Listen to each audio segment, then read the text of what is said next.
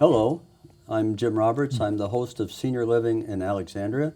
We're doing our monthly telecast of information for seniors, but also family, friends, relatives, people that care about seniors. And our goal in all these sessions is to provide useful information to the seniors and their families and friends in Alexandria. Tonight, for this session, we've got a wonderful guest. Mark Jinks is here. He's city manager of the city of Alexandria. Before we begin with that, maybe you could give us just a little bit of background. How on earth did you wind up being city manager of Alexandria? I know you've got a vast background, but we'll let the folks know how you got here. Well, it's a long career story. I've worked for state and local government for 40 years, almost all of that in Northern Virginia, in Arlington, and then in Alexandria. We're in Alexandria. My first 10 years was the chief financial officer, and then gradually I picked up additional responsibilities, and finally the ultimate responsibility administratively, and that as city manager, and that started in January. Well, congratulations on your Thank appointment, and you've come in at an era in which maybe that's the nature of the job, but there's plenty of issues on the plate. But we look forward to your service and appreciate that. Tell us a little bit about how you see seniors in Alexandria. What's affecting their what needs do they have? What's the proportion of them? How do you see it from a city perspective? The seniors are very important to the fabric of the city of Alexandria. Many of them have spent a lot of their lives in Alexandria. They devoted a lot of time and effort to the community, and they're valuable. And we want seniors to stay in the community and live independently as long as they can. And what we're seeing in the community, like many communities, we're seeing the number of seniors growing. And we're seeing the average age of seniors get older. People are living longer, and that's good. The flip side of that is that people age in their homes longer. Their needs change. Their needs increase. The resource, if they're not able to live in their home, the resource needs in the community change and increase. And so the community is the city government and the nonprofit sector, including senior services, we periodically and update our plans, and we have to adapt to a changing and growing population. How does the city formulate policy? Is there a function of city council, staff? Are there boards and commissions? How are those needs identified, and how do you craft ways to begin to deal with them? Well, while ultimately City Council sets the policy, City Council adopts the budget, which in fact sets the resources that are available for seniors. There are a lot of other people involved, as is the norm, the Alexandria way, if you will, of lots of participation in setting policy. So we have commissions, we have nonprofits, they have boards of directors, and I think if you counted them all up, you have dozens and dozens of people, maybe 50, 75 people involved from the citizen point of view of helping set and recommend policy. City staff, we help craft the details, and our responsibilities to implement it, the policies that City Council adopts. So, for example, there are basically a strategic plan for seniors that was developed with lots of input from the senior community and from the nonprofit stakeholders. Our major policies like that are subject to public hearing, and then City Council adopts them. They then become part of the city's overall strategic plan, and we have a city strategic plan that picks up elements of strategic plans that are land use related, strategic plans that are related to urban forestry or children and families. And from that, we say, what are the most important things that we want to focus on?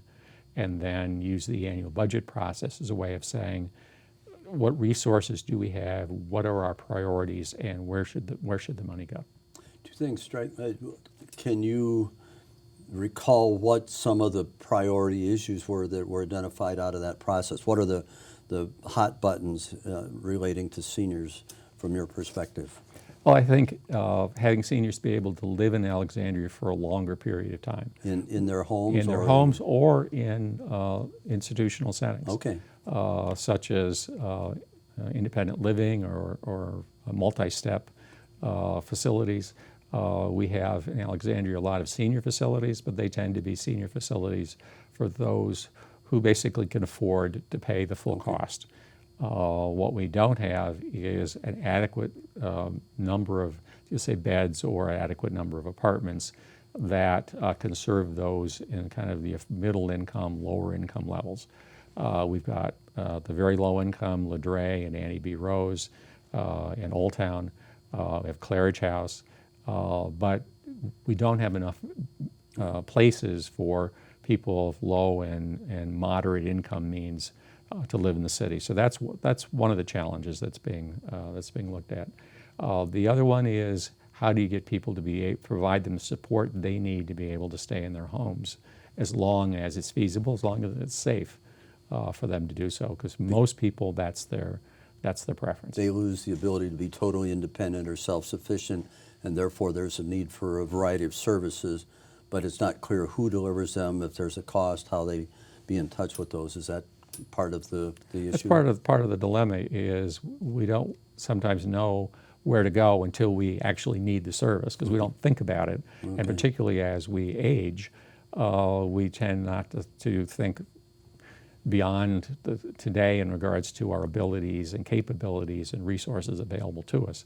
And so it's one of the reasons we have a guide for seniors living in Alexandria that's available at city libraries, and that we have information referral that's available through the Department of Community and Human Services and Senior Services as well. Okay. And so the ways that seniors can find the city's website or Senior Services website, there are plenty of places to find out the information, or people who are available to call and ask the detailed questions that may not be clear by looking at a website or looking at a brochure.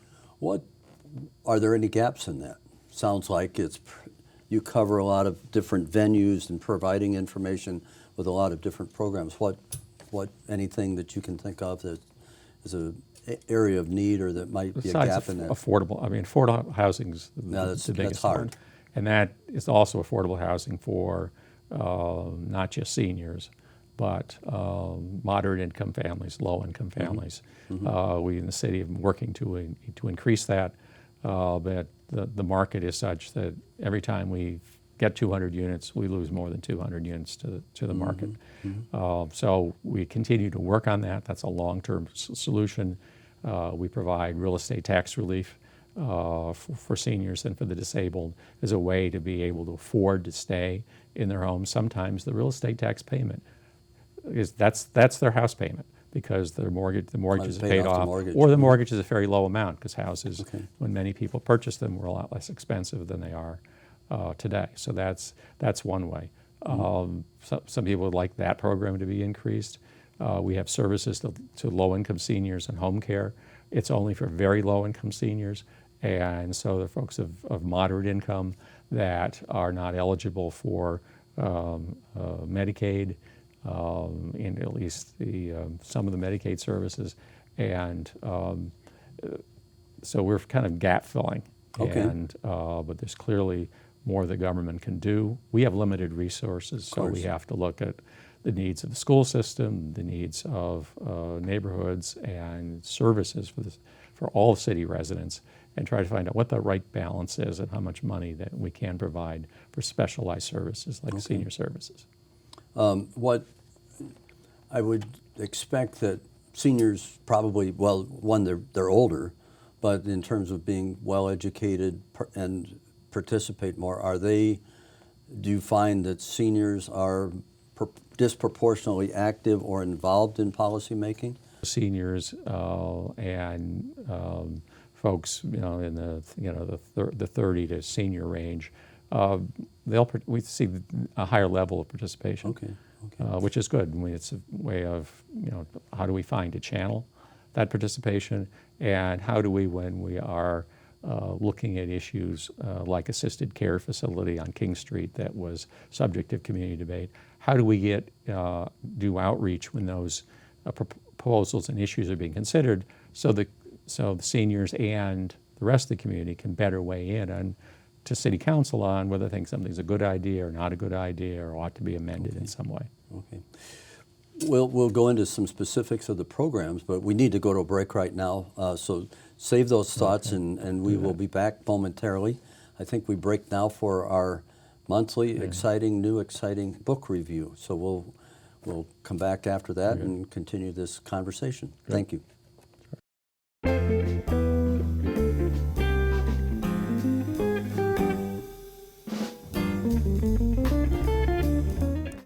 Good afternoon and welcome back to the Book of the Month Club with Alex. I'm Alex Garcia and I'm the Meals on Wheels Program Coordinator for Senior Services of Alexandria. Last month I introduced the novel Liar, Temptress, Soldier, Spy, 4 Women Undercover in the Civil War by Karen Abbott that chronicled the lives of 4 undercover women, 2 of them spies, 1 of them used her slave to gather information, and the 4th enlisted in the Army as a man. Throughout this lengthy book, I found Emma Edmondson, or Frank Thompson as she went by in the Army, the most interesting character in the book. Emma Edmondson disguised herself as a man named Frank Thompson and enlisted in Company F, 2nd Michigan Infantry in the Union Army. She had a very difficult relationship with her father and an arranged marriage to an old neighbor, so she cut her locks and chose a new life. During the war, she had many roles. Primarily, she was a soldier, fighting in some of the bloodiest battles of the Civil War, including the Battle of Williamsburg. She befriended Jerome Robbins, who became her best friend. Jerome is the second man to know of her secret. To avoid the awkwardness between her and Jerome, she becomes a hospital aide and then a mail courier. Finally, Frank Thompson is recruited as a spy, impersonating a slave, a woman, and a peasant. As you can imagine, being a woman impersonating a man impersonating a woman was extremely complicated for her. Frank suffers many injuries throughout her time as a soldier, but she can't go to the hospital for fear of being discovered. Her constant pain, news about undercover women acting as soldiers being hung, along with the relapse from malaria, causes her to choose Emma over Frank. She deserts her company in the middle of the night and joins a boarding house as Emma and drops the last syllable of her name to become Emma Edmonds. She writes a memoir and becomes extremely wealthy, donating all proceeds to the sick and wounded soldiers of the Army of the Potomac. She takes classes at Oberlin College and marries Linus Seeley, and they together have 3 children, 2 of whom died in infancy. So Emma and Linus decided to adopt 2 boys through a church. Emma also spent her time managing an orphanage in St. Mary Parish, Louisiana, home to 67 children whose fathers died during the war. In her final years of life, Emma sought a pension but was ruled ineligible for Frank had deserted the war. She mailed a letter to a general, John Robertson, claiming she and Frank Thompson were the same person. And in the end, she received her certificate of service, had the deserter charge against Frank removed, and was granted a soldier's pension signed by President Chester Arthur himself. Emma Edmonds died September 5, 1898 at 56, finally succumbing to malaria. She was buried in LaPorte, Texas by the Grand Army of the Republic, had her remains moved to Houston's Washington Cemetery, followed by a proper military funeral. As you can see, Emma Edmondson was an extremely brave woman, willing to sacrifice her life and her identity for what she believed in. Now switching gears into next month's Book of the Month, the theme is Dog Days of Summer. I'm obsessed with dogs, and here's the cover. You can see this dog. She looks a lot like my dog. So I'm extremely excited about this month's book. And this one is called Favorite Dog Stories by James Herriot. He was a vet for 50 years and wrote 15 books which sold more than 50 million copies. He compiles his favorite dog stories in this book. This light read will keep your mind off the heat and on these hilarious animals. Please feel free to email any comments or call me at 703-836-4414 extension 112. Thank you so much, and I look forward to seeing you next month.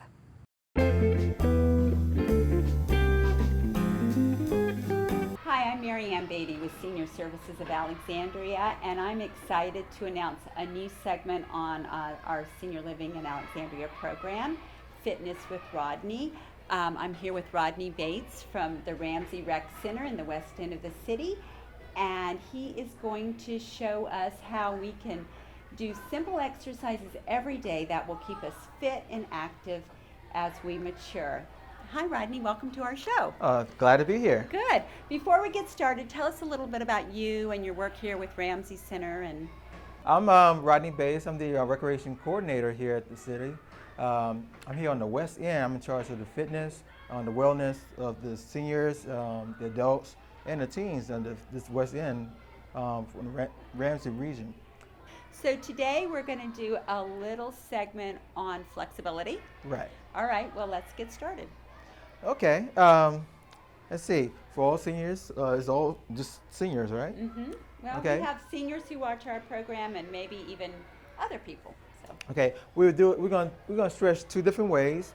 We're gonna stretch standing up for those that are capable of standing up, and then I'm gonna show you the same stretches while we're sitting down in the chair. Okay. First of all, you want to reach out like you're reaching, getting out of bed. You want to get that big stretch.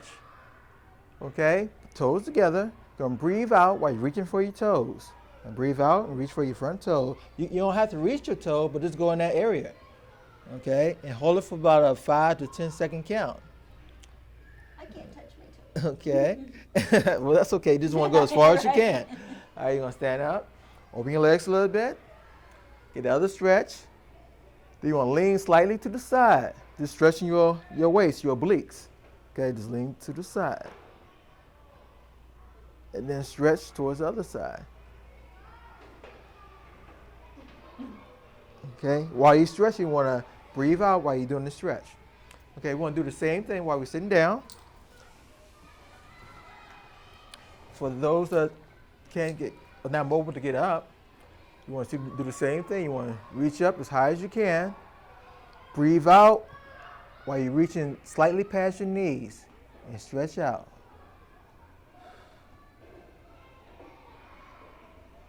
Okay, and then you put your feet out. Do the same thing. Breathe out while you're reaching towards your toe. Don't have to touch your toe, but reach as far as you can. Okay. All right, good. Now you want to open your legs a little bit. Hands over your head. Breathe out while you're leaning slightly to the side. You're working the obliques, stretching your obliques. Okay. Do the same thing to the other side. Good. Now we want to stretch the tricep. Okay. You just standing or sitting. Okay. You want to take your right hand or left hand, put the center part of your back. Reach over the top of your head, elbow. You're going to pull it towards the side. Okay. You're going to stretch slightly to the side, slight lean. Okay. Good. You're going to switch arms. Other arm, you put the center part of your back, grab the elbow. You breathe out as you're stretching slightly. You don't have to lean all the way over, just lean slightly to feel that little pull right here on your tricep. Good. Now, you're going to take your hand out. You're going to take your hand and arm and go straight across. Reach underneath and grab your elbow. And you're going to pull your elbow towards your chest, right slightly underneath your knee. And stretching this part. Your whole arm, okay?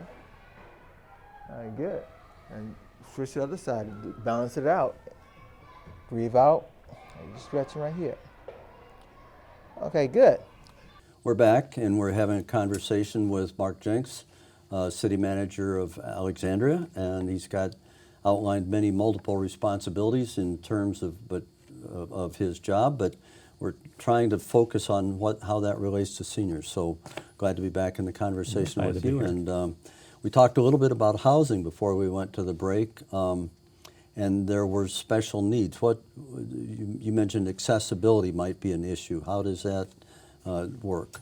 In addition to the affordability we talked about. I'm sorry, affordability. The affordability we talked about, there's also accessibility, and it's both meeting, having enough units that are physically accessible to seniors who may have limited physical capabilities.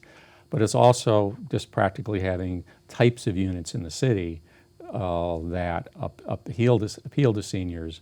Alexandria has probably almost more townhouses per capita than a lot of other places. And a lot of seniors or people who are baby boomers who are retiring into the city or looking for places to live.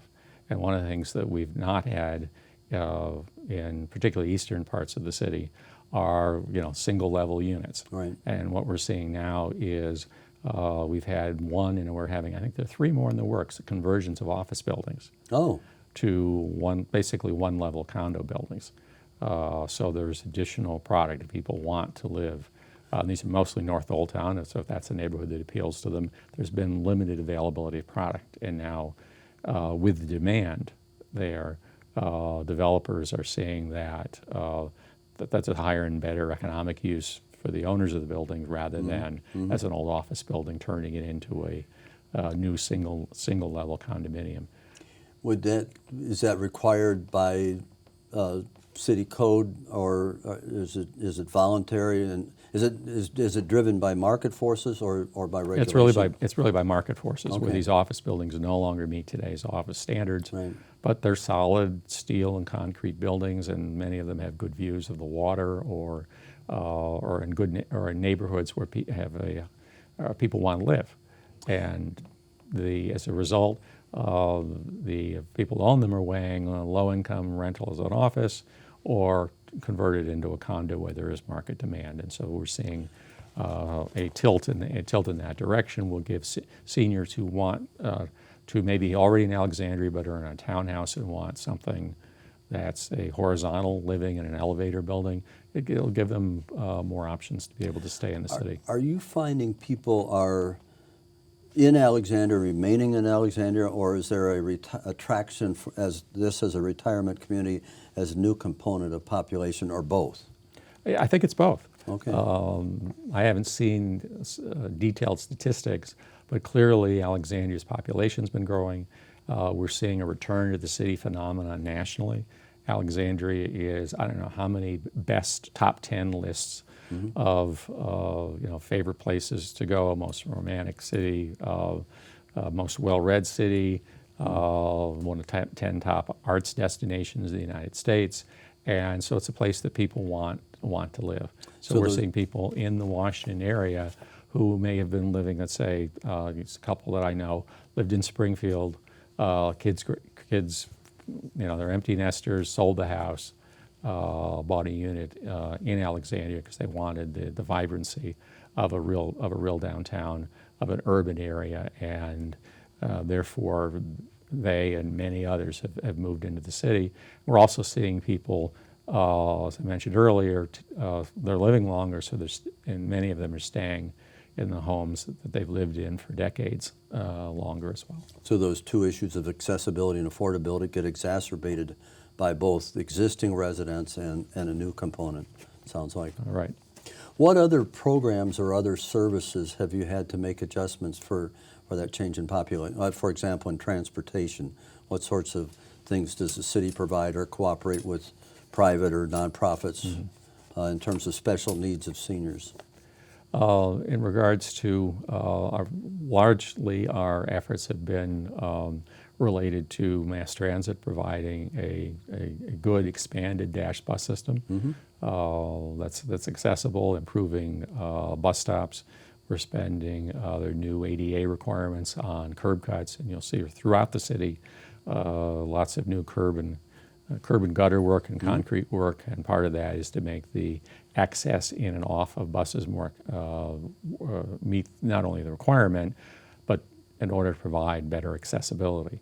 We started about a year ago, the Potomac Yard Crystal City Transitway, which is going to provide a rapid transit system, a streetcar kind of system, but it's buses, rubber-tired buses.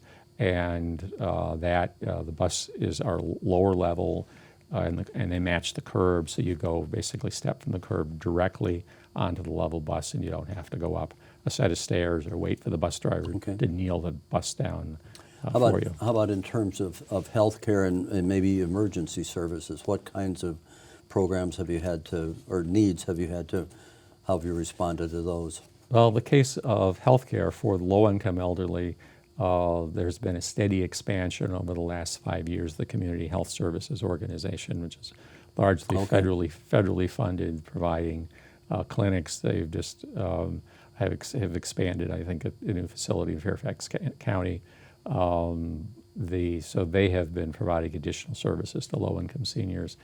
In addition,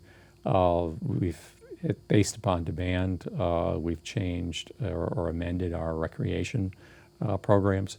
One of the things that the current recreation director, Jim Spengler, has been trying to do is try to make the programs more sensitive to market, to what the demand is. Oh, okay. Whether it's seniors, whether it's millennials, instead of offering the same old Right. programs, trying to find out what is it that seniors want, what in other communities are they seeing if they offered seniors that seniors have signed up for.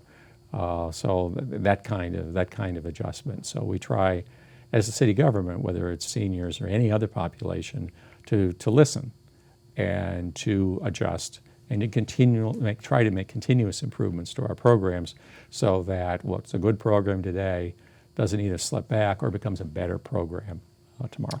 Question on affordability. Maybe you could outline what is there in terms of real estate or other taxes that accommodate to senior budgets. There's real estate tax relief, which provides low and moderate income seniors complete or partial exemption of the real estate taxes. Also, there is a program that allows you to defer payment of the real estate taxes. Not many people like doing that. They'd like their properties without any liens on them, and so therefore they will take advantage of generally of the exemption program only. Those folks also are eligible automatically for car tax relief. Okay. As well. Do people take advantage of that? I mean, is that well known among seniors that there's? We hope so. Okay. But it's talking about it on programs like this, I think, can help more people find out about it. It's an entitlement program. So that if the budget office comes to me and says, we've had another 100 people apply this year, it's going to cost us another $200,000. We say we have to go find the money in the budget somewhere. So it's not limited to only the amount of budget. Okay. We're going to run out of time soon, and there's many other programs, I'm sure, that seniors would be interested in learning more about. How do they learn? How do you let seniors know what you do, or how do they connect with you? Well, there's senior guides that are available at the Alexandria libraries. Okay. Clearly websites, and the city's website is alexandriava.gov. Okay. And the information's either there. If you need to ask a question, upper right-hand box of our homepage, it says Call, Click, Connect. And that is a simple way to just click on that box, and a inquiry page will show up that you can basically, whether it's a senior issue or any other kind of issue, you can ask a question, you can file a complaint, or ask something to be taken care of, or give City Council your opinion on something. So we try as a city government to be accessible to everybody, and we're updating the website soon. It'll have a new look and a new organizational design, so we hope that it, in fact, will be easier to use. We're going to run out of time, but I want to thank you for being with us and your comments and time, and I'm sure that people will take advantage of the contact and be in touch with you. But we hope thank so. you very much. Government Appreciate it. thrives on getting people's opinions and their ideas. No, it's not static. You are responsive to the clientele, and it's changing. You're changing with it. I think that's very progressive government. So thank you. Good. Thank you.